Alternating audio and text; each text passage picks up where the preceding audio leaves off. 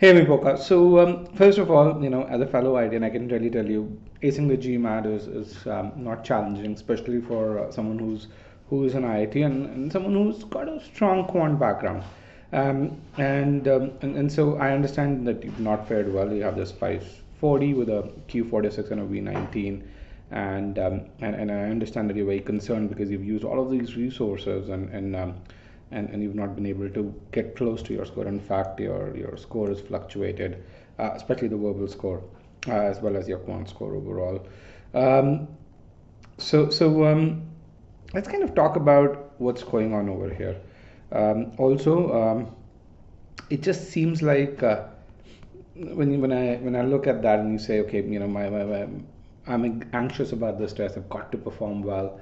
Uh, I understand why most people would do it, but as someone who's cleared the ID entrance exam, this is something that you should know. When it comes to taking competitive tests, what you need to be is just in your zone and perform and not worry about the result. If you, as long as you do that, the outcome happens. So let's talk about how should you approach this. I think the first thing you've got to do is have the right strategy, and and the reason I'm saying that is because you want to improve your verbal from 19 to 45, and that, in my opinion, is not the right strategy. So I think, let's say you want to get to a score of a 740. The way you should approach, given your background, is make sure you get to a Q50, V40. If you want to get to a 760, make sure to get to a Q51, V41.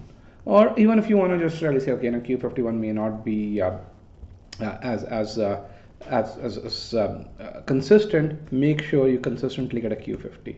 Accordingly, you'd need a V42.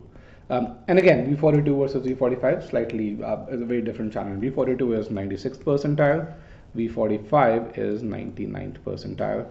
And again, even though the difference is just 3 percentile points, what you're really saying is I'm going to be better than those top 3% of users. So being better than the next best person becomes increasingly more challenging on the GMAT. And that's something that, as a company that has delivered more V40 scores than anyone else in the history of GMAT Club, I can tell you.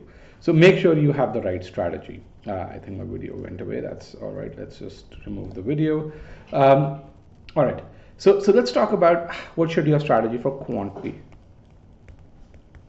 Clearly, your score has been fluctuating between Q49 to 51.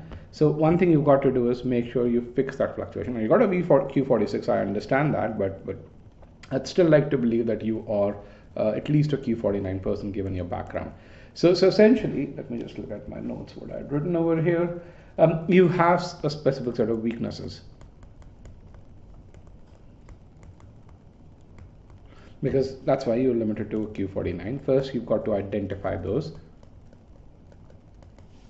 If you're an EGMAT student, I would say, or even if you're not an EGMAT student, go to our Scholarinium platform. So register for a free account, go to a Scholarinium platform, and essentially take a few quizzes. When you take a few quizzes, the analytics will tell you where your weaknesses are. Essentially, you'd see a chart which will show your accuracies for easy, medium, and hard questions. And even within that, we've divided quant into about 50 different question types, and you can really see exactly where, in what difficulty level are you faltering. Essentially, identifying these weaknesses is about doing this: identifying where you're faltering and identifying why you're faltering. And why could really be essentially maybe in certain types of questions you're not drawing inferences. In certain DS kind of questions, you're not considering all cases. So we call this CAS. Sometimes when you see a complex expression, you're not simplifying that. So the thing that I want to tell you is, when it comes to acing the GMAT, whether it's quant or verbal, it's all about logic, and that logic or the errors stem from lack of behaviors or bad behaviors. And you want to, once you identify those behaviors, fixing those behaviors becomes very simple. So again, figure out what are these behaviors. And why do these behaviors happen. And the second thing is, if you're an EGMAT student, use our PACE engine, which would create a custom course for you. So only in the areas of your weakness, you'll have to just go through those areas. It'll identify what are the skills that you're missing, and create that custom course. And then the third thing is confirm that you've actually improved. Again, you go back to Scholarium again and take those questions, confirm that those accuracy levels have improved. And the entire tracking exists over there. So that's something that you can do. So that's quant. Quant's, I think, easy for you. You should be able to get there. Let's talk about verbal here. So verbal, you got a V19. Let's say on your mocks, you've been getting a V25. So let's kind of put you at a V25 here. And so V25 puts you in around that 35th percentile bucket or so, I think, or a bit lower. And again, remember your goal is from here to get to that 91st percentile. So it's a pretty long journey that you've got to traverse.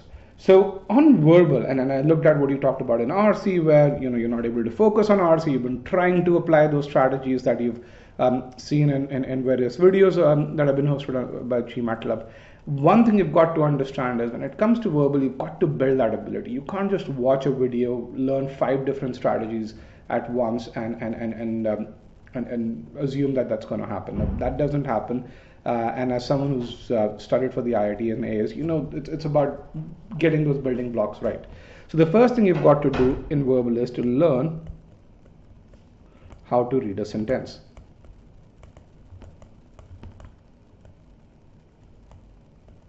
And that's very important. I mean, consider a long sentence with or what we call as a compound sentence with multiple clauses. And you've got to figure out how to read the sentence. How do you draw inferences from the sentence? How do you understand which modifier modifies which clause? Because again, remember, modifiers can sometimes jump entities. How are lists parallel? How do you make sure that a sentence is truly logical? That's something that you've got to identify over here. So this is, if you're an EGMAT student, you would do the Master Comprehension course. We call it the MC course, and you do that. The second thing, don't go towards RC. You've got to focus on first doing those building blocks. So the next thing you do once you've figured out how to learn a sentence is to do SC over here. So this is going to be about 3 to 4 days of effort, or about 10 hours of effort over here. Then you'd go towards doing SC. And again, your score tells me that you're approaching SC more with regards to grammar. And the thing you've got to understand is GMAT SC is way more about logic than grammar. And think about it. Why would someone who wants to lead companies, lead businesses, need to be a grammarian? No, the person needs to be a precise communicator. So what you have to understand is, or what you have to build is that ability to construct a logical expression. So, and that's something that's really important. So there you would first learn the meaning-based approach. So where you'd learn how to extract aspects of meaning that the author wants to communicate, then learn how to effectively communicate that. Once you do that, errors in sentences should jump right at you. So again, you'd start with what we call a stage 1 of learning with regards to sentence correction, and then move on from there. That should take about 50 to 60 hours of effort. Again, you'd have to go through all the stages. Your accuracy will be tracked across all stages. You'll get about 200 points of feedback over here in this case, and you've got to act on that feedback. If you don't act on that feedback, then you're not going to improve. Once you're done with SC, then you're going to focus on doing CR. Again, you're going to build upon the ability that you've gotten in SC, to build upon the ability to extract information from a single sentence and combine that to multiple sentences. Now, given the fact that you're an IIT, and this should become easy once this is fixed, because logically you should be strong.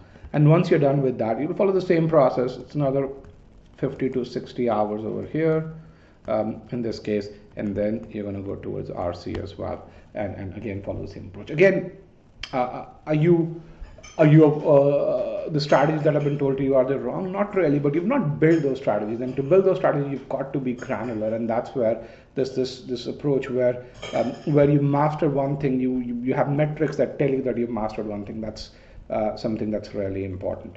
So yeah, that's my feedback. Can you do it? Absolutely. A lot of people have done it, gone from that V25 to V40. Let me share some examples with you. There's a guy who is an IT, and I think this guy's from IT Delhi as well. He actually he has he shares his first name with me. A few folks over here as well who've done that. So I think the key question over here is, as another IT who's scored us a 770. Again, take a look at a few of the reviews on GMAT Club that you can really see, so where people talk about how do you go from a certain score A to B.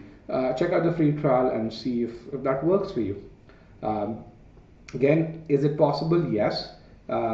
Is it possible in about a month? Probably not, given where you are. You need about 200 to 250 hours of effort, given what I see over here, but definitely possible in about 2 to 2.5 months. Again, you've got to track the metrics, hit the metrics. As long as you hit the metrics, there's no reason, given your pedigree and your alma mater, you shouldn't be able to do this. Okay, let me know if you have any